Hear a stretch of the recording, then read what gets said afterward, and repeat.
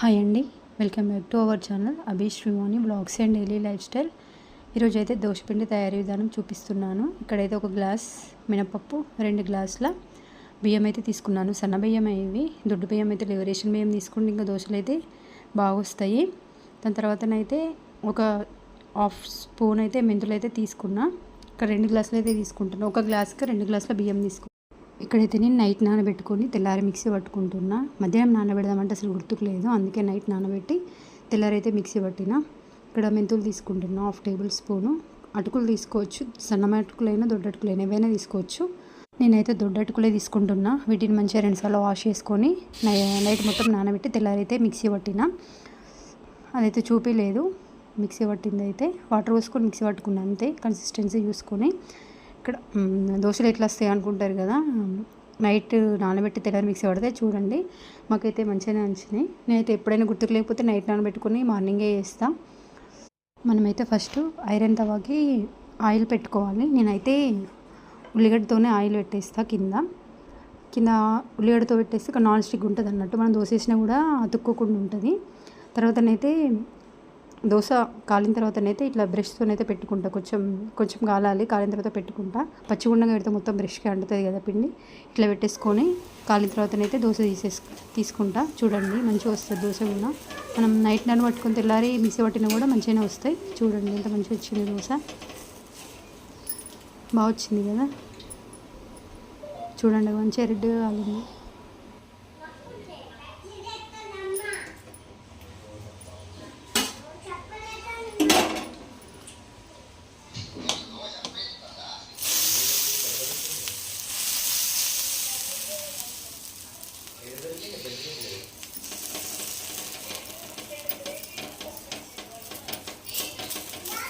నేనైతే కింద ఆనియన్తోనే పెడతా నూనె. తర్వాత కొన్ని వాటర్ చల్లుకొని, లేదంటే లేదు. తర్వాత దోశ అయితే వేస్తా.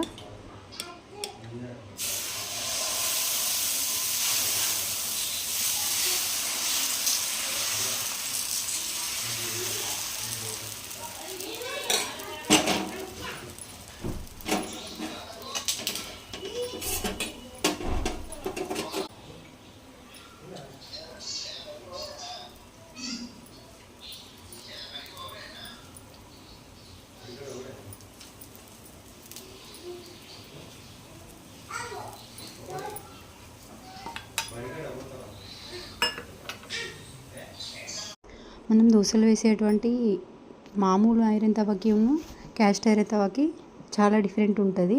వీలైతే ఇలాంటివి తీసుకోండి, క్వాలిటీ బాగుంటుంది, లైఫ్ లాంగ్ వస్తుంది అన్నట్టు. అభికి స్కూల్ 8:30కే, కానీ 8 వరకే బ్రేక్ఫాస్ట్ రెడీ చేయాలి.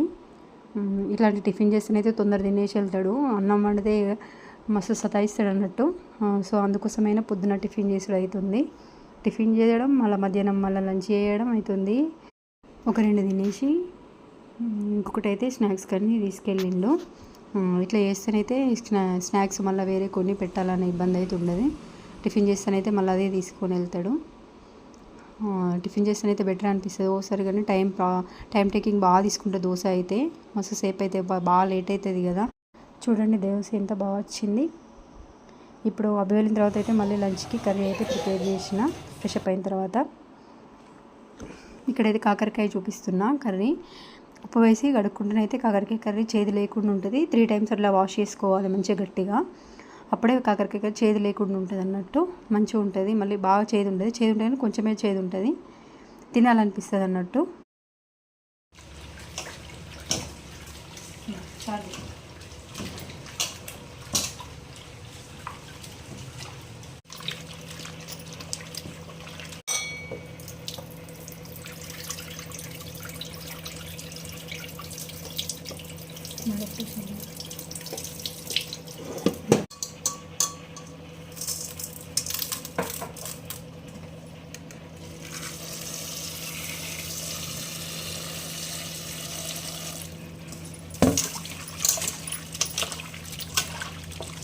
వేసుకొని గట్టిగా వాష్ చేసుకోవాలి మంచిగా.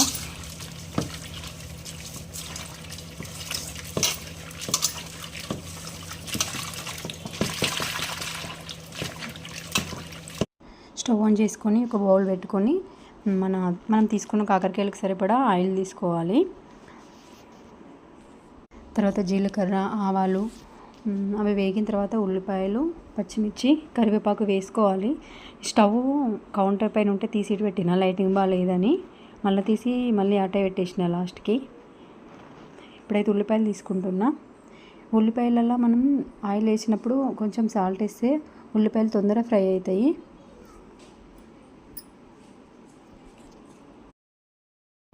ఇప్పుడైతే పచ్చిమిర్చి వేసుకుంటున్నాం.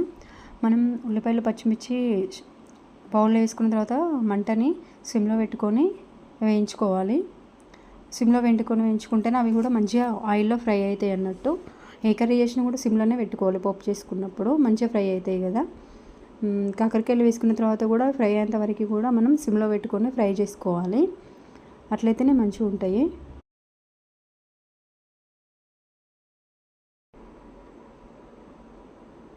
మళ్ళీ ఒకసారి అయితే కలుపుకుందాం మూత పెట్టుకొని, ఇంకొంచెం ఫ్రై కానిద్దాం. అక్కడ కౌంటర్ పైన బౌల్ ఉంటే కెమెరా సరిగ్గా సెట్ అయితే లేదనేసి అయితే కింద పెట్టిన. మళ్ళీ ఇక్కడ కూడా మంచిగా అనిపించలేదు, మళ్ళీ తీసి పైన పెట్టేసిన. ఒకసారి అయితే కలుపుకొని మళ్ళీ తీసి ఇక పైన పెట్టేసిన తర్వాతనైతే కాకరకాయలు అయితే వేసిన. అసలు కరెక్ట్ ఎక్కడ అనిపిస్తలేదు అంటే కెమెరా పెట్టుకొని. ఇప్పుడైతే కాకరకాయలు అయితే వేస్తున్నా. కాకరకాయలు మంచిగా ఫ్రై చేసుకోవాలి. అది కూడా మీడియం అన్న సిమ్లో అయినా పెట్టుకొని ఫ్రై చేసుకోవాలి. అట్లయితేనే మంచిగా ఫ్రై అవుతాయి. మళ్ళీ మనం ఫ్రై చేసుకునేటప్పుడు కూడా సాల్ట్ వేసుకోవాలి. కాకరకాయ అనేది చేదు లేకుండా ఉంటుంది అన్నట్టు. కడుక్కునేటప్పుడైనా ఫ్రై చేసుకునేటప్పుడైనా మనం కంపల్సరీ అయితే సాల్ట్ వేసుకోవడం అయితే గుర్తుంచుకోవాలి. కొంచెం చేదు అనేది తీసేస్తుంది అన్నట్టు సాల్ట్ కాకరకాయల నుండి వెళ్ళి. కాకరకాయ కర్రీ అనేది అయితే టైం టేకింగ్ ప్రాసెసే. టైం అయితే చాలానే పడుతుంది, పేషెన్స్ కొద్ది చేసుకోవాలి. మనం ఇక్కడ కాకరకాయ ఫ్రై చేసేటప్పుడు అయితే ఓన్లీ సాల్టే వేసుకోవాలి. అల్లం, పసుపు కానీ వేసుకుంటే కాకరకాయలు అనేటివి అయితే ఫ్రై అవ్వవు అన్నట్టు, అట్లనే ఉండిపోతాయి. మనం అవి కొంచెం ఫ్రై అయిన తర్వాత వేసుకోవాలన్నట్టు. మళ్ళీ ఒక 2 నిమిషాలు అయితే ఆగి చూద్దాం, మంచిగా ఫ్రై అవుతాయి. అప్పుడైతే అల్లం, పసుపు వేసుకోవచ్చు. మళ్ళీ ఒకసారి అయితే మూత పెట్టుకుందాం కలుపుకొని.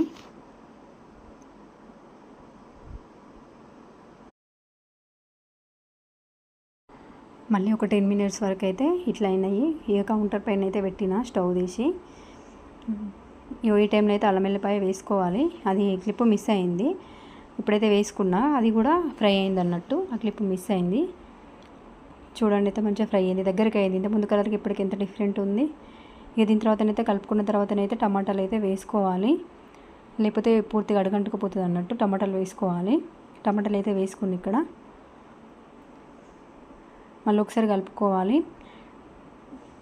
అన్ని టమాటాలు ఒకే రకంగా ఉన్నాయి కదా, అంటే కొన్ని గట్టిగా ఉంటాయి, కొన్నిట్లలో వాటర్ కంటెంట్ అనేది ఉండనే ఉంటలేదు, కొన్నిట్లలో ఉంటాయి కదా. వాటిలలో అయితే నీరు పోసుకోవాల్సిన అవసరం అయితే లేదు, గట్టిగా ఉంటాయి కదా టమాటాలు. అప్పుడైతే మనం కొన్ని వాటర్ అయితే పోసుకోవాలి. అది కూడా గిన్నె పైన బౌల్ పెట్టుకొని అందులో వాటర్ పోసుకోవాలి. అవి వేడైన తర్వాత అయితే అవి మళ్ళీ బౌల్లో పోసుకోవాలి, కర్రీ బౌల్లో. అట్లయితేనే టేస్టీ ఉంటాయి. చల్లటి వాటర్ అయితే అస్సలు కలపద్దు. అవి కూడా కొన్నే పోసుకోవాలి వాటర్ అనేవి, అప్పుడే కర్రీ టేస్టీ ఉంటుంది. కాకరకాయ కర్రీలో వాటర్ కంటెంట్ అనేది ఎక్కువ, మనం బయట నుండి పోసినాం అనుకోండి చేదు అనేది ఎక్కువ ఉంటుంది. అందుకోసమే ఎసరు పెట్టుకొని పైన గిన్నెలో అవి మాత్రమే పోసుకోవాలి. ఇక్కడైతే కారం వేసుకుంటున్నా. 2 స్పూన్స్ వేసిన కారం అయితే, కారం వేసుకొని ఒకసారి కలుపుకున్న తర్వాత పైన గిన్నెలో కొన్ని వాటర్ పెట్టిన, అదైతే మిస్ అయింది. అది కూడా కొంచెం వాటర్ అయితే యాడ్ చేసిన కర్రీలా, మరి లేకపోతే గట్టిగా అనిపిస్తాయి కదా ఎంత ఫ్రై అయినా కూడా. కొంచెం వాటర్ యాడ్ చేస్తే తొందరగా ఉడుకుతుంది కదా అనేసి అయితే కొన్ని వాటర్ అయితే యాడ్ చేసిన. వేడి నీళ్ళు అవి కూడా క్లిప్ మిస్ అయింది. అది కొంచెం అయితే వేడి నీళ్ళు పెట్టుకొని ఎసరు పోసిన అని చెప్పిన కదా. ఇప్పుడైతే క్యాప్ ఓపెన్ చేసి చూద్దాం. కర్రీ అయితే అయింది, మంచిగా అయింది. ఇప్పుడైతే కొంచెం కొత్తిమీర యాడ్ చేసి అయితే ఇక దించేసుకుందాం. కర్రీ కావడానికి అయితే చాలా టైమే పట్టింది. క్లిప్పులన్నీ అంటే వీడియో తీసుకుంటూ ఆఫ్ చేసుకుంటూ అట్లా ఉంచేసరికి ఇట్లా తొందర అయిపోయింది. కర్రీ కావడానికి అయితే టైం అయితే బాగానే పట్టింది. చూడండి కర్రీ అయితే మంచిగా అయింది. మా ఛానల్ని ఫస్ట్ టైం చూసే వాళ్ళైతే సబ్స్క్రైబ్ చేసి లైక్ చేయండి. చూస్తున్నారు కానీ ఎవరు లైక్ చేసి అయితే సబ్స్క్రైబ్ చేయట్లేదు. ఇప్పుడైతే బాక్స్ తీసుకెళ్ళాలి. సరే ఫ్రెండ్స్, ఇక ఉంటున్నా, bye, thank you for watching.